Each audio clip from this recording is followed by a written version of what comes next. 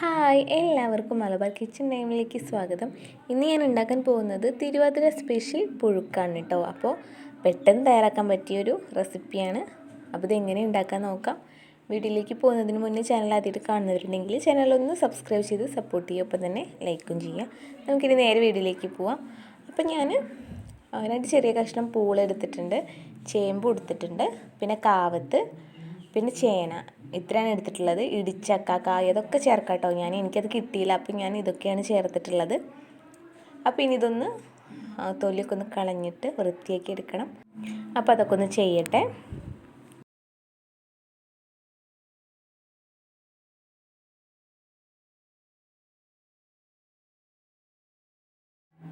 അപ്പം ഞാനിവിടെ കഷ്ണങ്ങളൊക്കെ നല്ലപോലെ ഒന്ന് കഴുകിയിട്ട് ഒരു പാത്രത്തിലേക്ക് ഇട്ടിട്ടുണ്ട്. ഉരുളിച്ചട്ടിയാണ് കേട്ടോ എടുത്തിട്ടുള്ളത്. ഇതിൽ തന്നെയാണ് ഉണ്ടാക്കുന്നത്. അപ്പോൾ അതൊക്കെ നല്ലോണം കഴുകി വൃത്തിയാക്കിയിട്ട് കഷ്ണങ്ങളാക്കി വെട്ടിയിട്ട് ഉരുളിയിലാക്കിയിട്ടുണ്ട്. ഇനി ഇതിലേക്ക് ഞാൻ വെള്ളം ഒഴിച്ചിട്ടുണ്ട്, അടുപ്പത്ത് വെച്ചിട്ടുണ്ട്. ഇനി ഇതൊന്ന് അടച്ചു വെച്ച് കൊടുക്കാം. ഇതൊരു തിള വന്നു കഴിഞ്ഞാൽ നമുക്ക് ഉപ്പിട്ട് കൊടുക്കാം. അപ്പോൾ ഇത് നമുക്ക് തിളച്ച് നോക്കാം. അപ്പോൾ ഇത് നന്നായിട്ട് തിളച്ചിട്ടുണ്ട്. ഇനി ഇതിലേക്ക് ഞാൻ ഉപ്പ് ചേർത്ത് കൊടുക്കുകയാണ്. ഒന്ന് ഇളക്കിയതിന് ശേഷം കുറച്ച് ഉപ്പിട്ട് കൊടുക്കുക, പിന്നെ വേണമെങ്കിൽ ചേർത്ത് കൊടുക്കാം. അപ്പോൾ ഒന്ന് ഇളക്കിയതിന് ശേഷം നമുക്ക് കുറച്ച് ഉപ്പിട്ട് കൊടുക്കാം. കല്ലുപ്പാണ് ഞാൻ ഇട്ട് കൊടുക്കുന്നത്. ഇത് പെട്ടെന്ന് തയ്യാറാക്കാൻ പറ്റിയതാണ്. ഈ തിരുവാതിരയ്ക്ക് നിങ്ങൾ എന്തായാലും ഇങ്ങനെ ഒന്ന് ട്രൈ ചെയ്ത് നോക്കണം. അടിപൊളി ടേസ്റ്റാണ്. അപ്പോൾ ഇനി ഇതിലേക്ക് ഉപ്പ് ചേർത്ത് കൊടുക്കാം കേട്ടോ.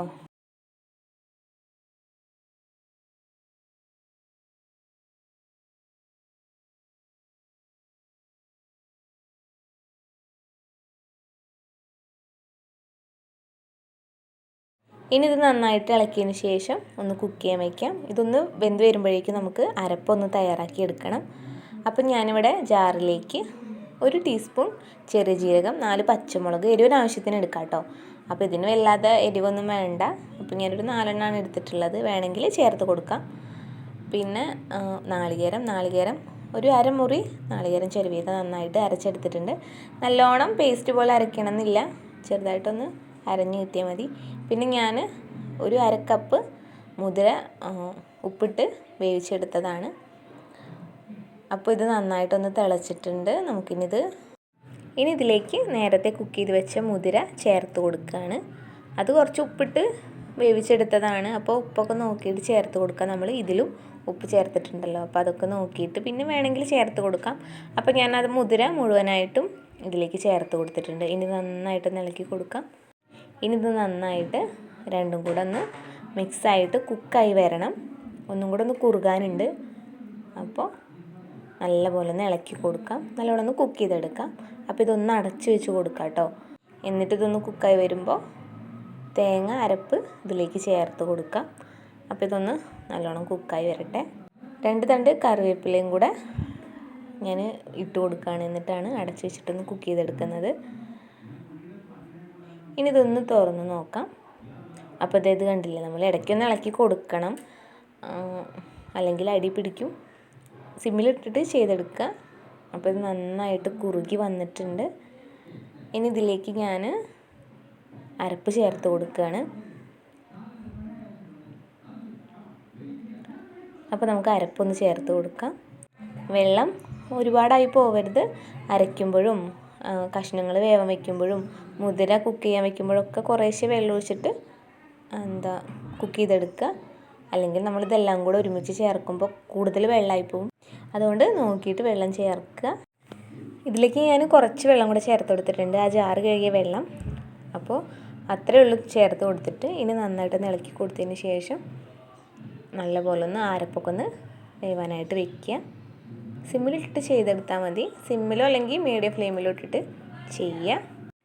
ഇതിൻ്റെ അരപ്പൊന്ന് വെന്ത് കഴിഞ്ഞാൽ നമ്മുടെ പുഴുക്ക് റെഡി ആയിട്ടുണ്ട്. നല്ല ടേസ്റ്റാണ് ഇത് കഴിക്കാൻ.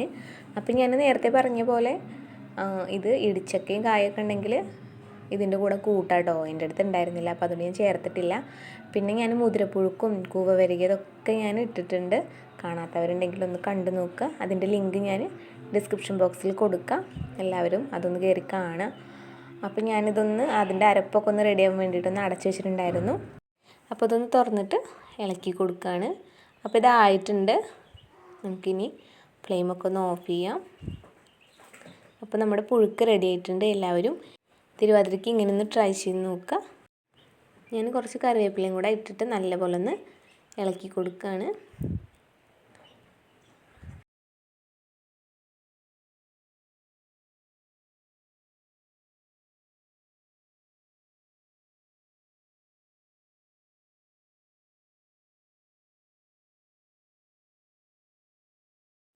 അപ്പോൾ നല്ല ടേസ്റ്റി ആയിട്ടുള്ള പുഴുക്ക് റെഡി ആയിട്ടുണ്ട്. എല്ലാവരും വീട്ടിൽ മറക്കാതെ ഒന്ന് ട്രൈ ചെയ്ത് നോക്കണം. അടിപൊളി ടേസ്റ്റാണ്.